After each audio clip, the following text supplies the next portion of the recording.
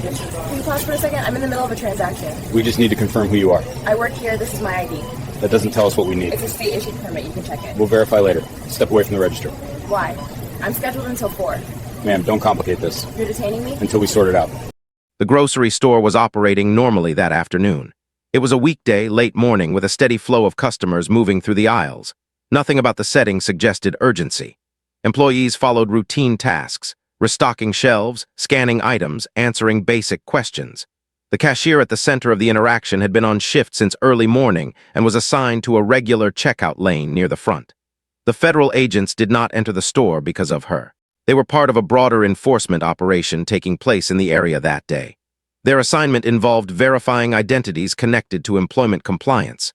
There had been no call from the store, no report of misconduct, and no complaint tied to the cashier. Her name was not on any list. She had not been flagged by any system before the agents arrived. When the agents approached her register, they were acting on observation rather than information. She was working alone, handling cash and receipts. From their perspective, this made her visible and accessible. One agent initiated contact while the other stood slightly back, watching the interaction and the surrounding area. The questions began as general verification. They were not unusual on their own. The cashier responded the way employees are trained to respond to interruptions, briefly, politely, without leaving her station unless instructed. She identified herself and explained that she was currently on shift. When asked for identification, she provided what she had on hand.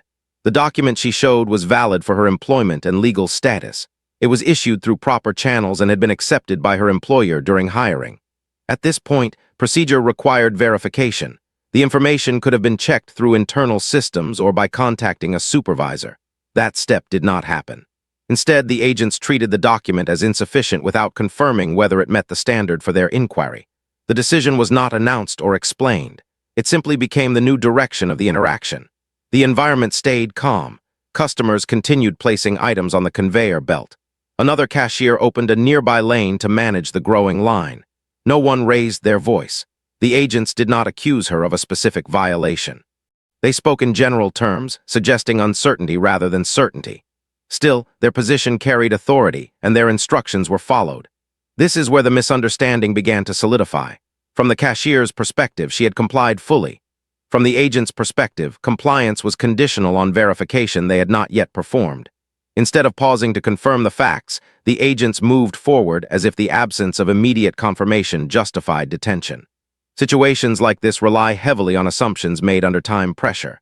Enforcement work often requires quick decisions, especially during larger operations. But those decisions are meant to be supported by checks that prevent error. In this case, the assumption was that delaying verification would not change the outcome. That assumption proved incorrect. Nothing about the cashier's behavior escalated the situation. She did not resist, refuse, or attempt to leave. She asked questions that were reasonable for someone being stopped at work. The agents interpreted those questions as complications rather than clarifications. The store itself had no clear protocol for this type of interruption. Management was not immediately notified. The interaction remained contained within the checkout area, visible but quiet. To anyone watching, it looked like a routine administrative matter. What was actually happening was the early stage of a procedural failure. A valid form of identification had been dismissed without review. A routine verification had turned into a detention based on incomplete information. The consequences of that decision would not be visible until much later, long after the grocery store returned to its normal pace. Before the incident, the cashier's life followed a predictable routine. She worked consistent hours at the grocery store, usually morning shifts that aligned with peak customer traffic. She had been employed there for several years, long enough that regular customers recognized her and coworkers relied on her to handle busy periods without assistance. Her personnel file contained no disciplinary actions. Attendance records showed reliability rather than exception. Her role at the store was not supervisory, but it carried trust. She handled cash, processed returns, and closed out registers at the end of shifts when scheduled to do so. Managers assigned her to front lanes because she worked efficiently and did not draw complaints. When asked to train new employees, she followed the handbook closely and avoided improvisation. She was known for keeping interactions brief and professional. Outside of work, her life was similarly structured. She lived locally, paid rent on time, and maintained the documentation required for employment in the state. During hiring, the store's management had verified her identity and work authorization through standard procedures. Copies of her documents were kept on file, reviewed during audits and never questioned. For her, employment was not temporary or uncertain. It was stable and ongoing. There had been one earlier moment, years before, when her status was questioned in a different setting. During a routine traffic stop, an officer had asked additional questions after reviewing her license. The situation resolved once the information was checked, and she was allowed to continue without further action. No report was filed. No follow-up occurred. At the time, she treated it as an inconvenience rather than a warning. At work, she avoided attention. She did not engage in conversations beyond what was necessary to complete transactions. Coworkers described her as reserved, not unfriendly, but focused on tasks. She rarely called out sick and did not request schedule changes unless required.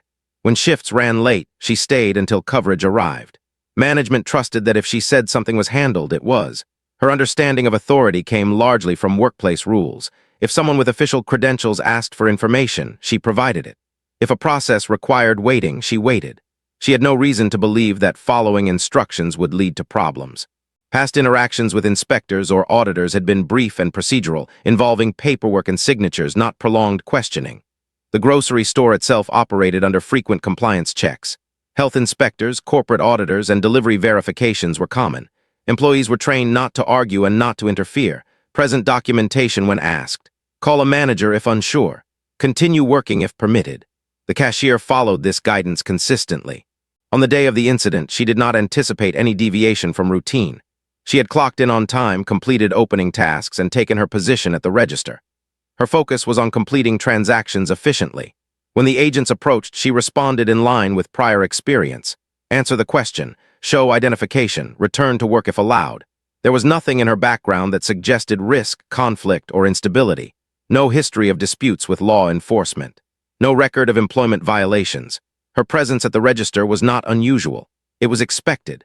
What made the incident significant was not who she was, but how ordinary her circumstances were. The situation did not arise from past behavior or warning signs. It developed in contrast to a history defined by routine compliance and quiet consistency. The incident unfolded gradually, without a clear starting point that anyone in the store could identify later. The agents entered through the main doors, blending in with customers for several minutes. They walked the front aisles, paused near the service desk, and observed employees as they worked. Their presence was noticeable but not alarming. Inspections of various kinds were common, and no announcement was made. The cashier first became aware of them when one agent stopped near her register and watched a few transactions. She continued scanning items and handling payments. Her movements were routine. Reach for an item, scan, place it aside, accept cash or card, print a receipt. The line was short and customers moved through at a steady pace. After the last customer stepped away, the agent spoke to her. The request was brief and framed as a check. She responded by acknowledging him and asked if she should finish the transaction currently in progress. When told to pause, she stepped back slightly from the register but remained within her work area. She did not call for a manager because she had not been instructed to do so. The agent asked for identification. She reached into her pocket and produced the document she carried for work purposes. It was a permit issued by the state, the same one she had shown during hiring and during prior audits. She handed it over without hesitation. The agent looked at it briefly but did not scan it or make a call. He asked a follow-up question that repeated information already printed on the document. She answered calmly and pointed to the relevant section. Her tone remained neutral. There was no attempt to argue or explain beyond what was asked. At this point, a second agent moved closer, positioning himself near the end of the register. Customers were now forming a small line behind the paused transaction. One of the agents interpreted her pointing gesture as an attempt to direct the interaction. He asked her to keep her hands visible and to stop explaining unless prompted. She complied immediately, lowering her hand and waiting. The document was returned to her without comment. The agents exchanged a brief glance. One of them asked whether she had additional documentation. She said that her employer kept copies and that a manager could be called. The suggestion was not acknowledged.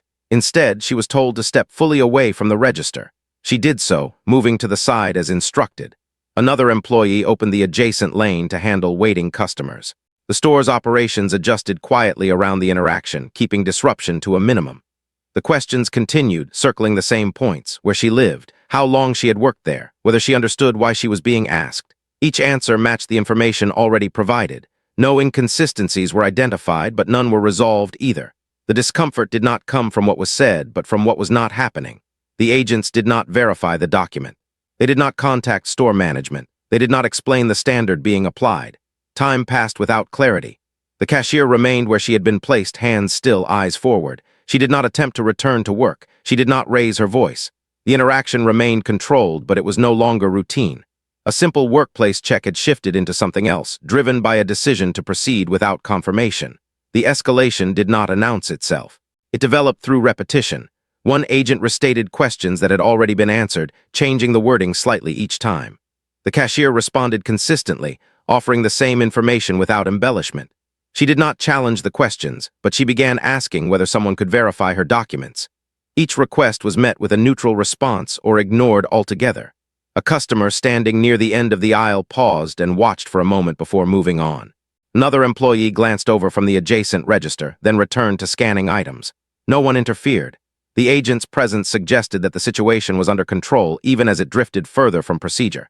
The agent nearest to her stated that her documentation was not sufficient for now. He did not explain what would be sufficient. She asked whether she was allowed to return to work while verification was completed. The answer was no. She was told to remain where she was. At this point, the cashier clarified that she had complied with every request. Her voice stayed level. She asked if she was being detained or if she could leave the area to contact her manager. The question was treated as resistance rather than clarification. One agent responded by repeating the instruction to stay in place. The agents spoke briefly to each other, low enough that she could not hear the details. When they turned back, the tone did not change, but the direction did. She was informed that they needed to continue the process elsewhere. No reason was given beyond standard procedure. This was the moment when the situation became unmistakably serious. She had followed instructions up to this point, believing the misunderstanding would be corrected once information was checked. Now, movement was being restricted without explanation. She asked once more if her employer could confirm her status. The suggestion was dismissed as unnecessary. There was no physical contact, no raised voices.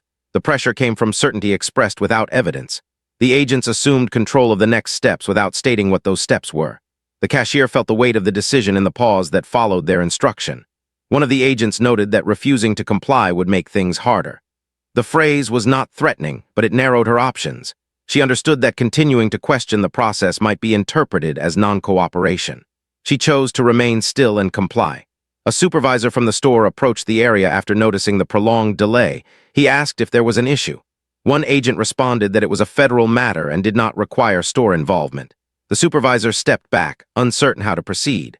The cashier glanced briefly toward him, then back at the agents. That brief look was the only visible sign of fear. It was not panic, but recognition that she no longer had control over a situation that should have been resolved minutes earlier. The escalation was complete. What began as a routine check had crossed into detention, not because new information emerged, but because existing information had never been verified. The shift came quietly and without ceremony.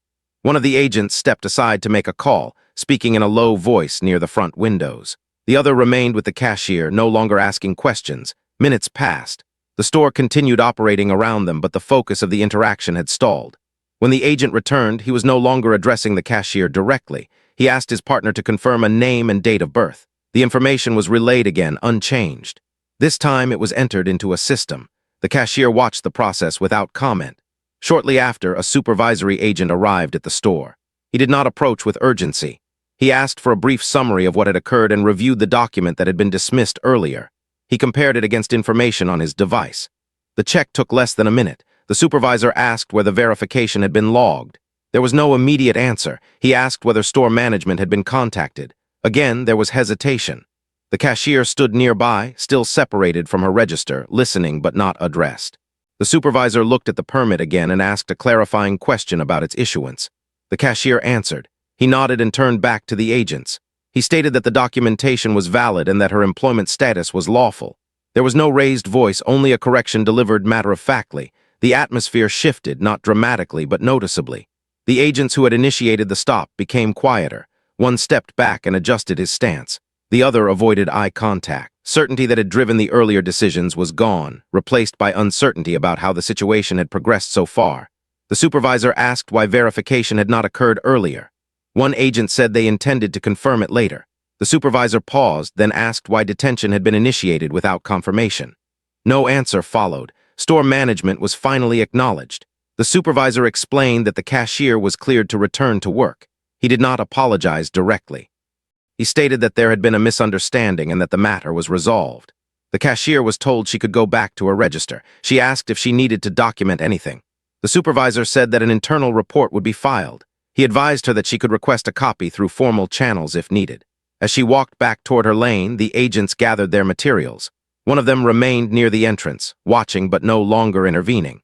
The other left the store with the supervisor. The correction was complete, but it felt incomplete. The verification that should have occurred at the beginning had ended the situation instead. What remained was a record of decisions made without confirmation, and a gap between authority and accountability that would not close inside the store. The incident did not end when the cashier returned to her register. Within days, she was contacted by store management and asked to provide a written account of what had occurred. The company documented the interruption, noting the time her lane was closed and the reason given by the agents. Corporate compliance officers requested copies of the identification that had been shown and verified again that it met employment standards. Separately, the federal agency initiated an internal review. The agents involved were required to submit reports explaining the basis for the detention and why verification was delayed. Supervisory notes from the day of the incident were added to the file. The review focused on whether procedure had been followed and whether discretion had been exercised appropriately. During this period, the cashier was placed on temporary administrative leave at her own request. She did not return to work immediately. Meetings with legal counsel replaced work shifts. She provided timelines, copies of documents, and names of witnesses who had been present in the store. What had been a routine job became secondary to a process she had never anticipated entering. The internal review concluded that protocol had not been followed. Verification should have occurred before restricting movement. Store management should have been contacted. The findings were not released publicly, but disciplinary measures were taken. At least one agent was suspended. Additional training was mandated for the unit involved. The cashier filed a civil lawsuit alleging unlawful detention and violation of her rights while at work. The case moved slowly. Motions were filed. Depositions were taken from the agents, the supervising officer, and store employees. Security footage from the checkout area was reviewed frame by frame. The documentation that had been dismissed in seconds was now examined repeatedly. Media attention followed the filing. Initial coverage was limited, focused on court records rather than personal details. As the case progressed, the amount sought in damages became public. The story expanded beyond the store, drawing attention to enforcement practices and workplace interruptions. After extended negotiations, the case was settled. The agency agreed to pay $4 million. The settlement did not include an admission of wrongdoing, but it cited procedural failures. Policy updates were announced internally, emphasizing verification before detention and clearer coordination with employers. For the cashier, the outcome was not marked by celebration. The settlement closed the case, but it also confirmed that the incident should not have happened. Her work history, once defined by routine, was now permanently linked to a legal record. The consequences were not emotional statements or public appearances, but the measurable result of a process that corrected itself only after significant cost. The situation illustrates how assumptions can influence decisions in ways that are difficult to detect in the moment. Federal agents operate under protocols that require rapid judgment, and workplaces function under rules that emphasize compliance. When those two systems intersect, small gaps can lead to mistakes. The cashier's lawful status and proper documentation should have ended the interaction immediately, but procedural shortcuts allowed it to escalate. Bias, both implicit and structural, can contribute to these outcomes. Decisions about who requires scrutiny are influenced by observable traits, prior patterns, and institutional expectations. These factors do not automatically indicate intent, but they can shape judgment. In this case, the assumption that her presence was suspicious overrode the verification that would have prevented unnecessary detention. The incident demonstrates the importance of clear communication and standard verification procedures. When authority figures bypass or delay verification, the potential for error increases. Organizations must ensure that employees and officers have access to systems that confirm facts quickly and reliably. Accountability is strengthened when checks are required before any restriction of movement or liberty. Patterns like this are not unique. Studies and reports in multiple sectors show that ordinary workers are occasionally subjected to stops or questioning based on assumptions rather than evidence. The consequences can range from lost time to legal challenges. Documenting these cases helps systems identify weak points and adjust procedures accordingly. The case also highlights the role of routine oversight. Internal reviews, supervisory intervention, and legal mechanisms are all designed to catch mistakes after they occur. While these processes cannot prevent every incident, they provide recourse for employees and maintain trust in both workplace and enforcement systems. The changes prompted by this incident reflect lessons learned, not moral judgments about the individuals involved. Ultimately, the story emphasizes process over outrage. The error was procedural, not personal. Correcting it required verification, supervision, and legal review. Systems that combine authority, assumption, and delay are vulnerable to similar errors if they are not examined and adjusted. Simple, consistent application of rules can prevent ordinary misunderstandings from becoming significant legal events. What do you think about this situation? Have you ever experienced a misunderstanding at work or with authorities that escalated despite following all the rules? Sharing stories like this can help others understand how routine assumptions can lead to serious consequences. If you have an experience to share, leave it in the comments below. We'd also like to hear your thoughts on how workplaces and agencies can prevent situations like this from happening in the future. If you found this story informative, consider following for more real-life accounts and investigative stories. It's a way to stay aware of how everyday procedures and decisions affect people in very real ways.